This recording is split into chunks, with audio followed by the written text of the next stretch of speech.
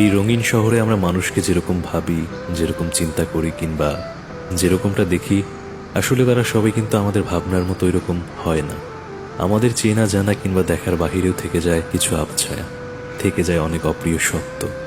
জগতের সব সত্যের রহস্য উদ্ঘাটন না হয় ভালো, তাহলে অনেক প্রিয় মানুষ অপ্রিয় হয়ে যায়।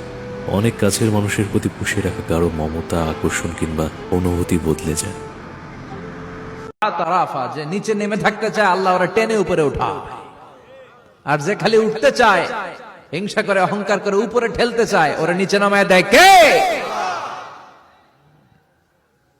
সাইয়েদনা আদমকে আল্লাহ বললেন, আদম সাল্লিম আলা উলাইকা নাফার লাম্মা খালাকাল্লাহু আদম ওয়া কানা তুলহু 60 যিরাআন।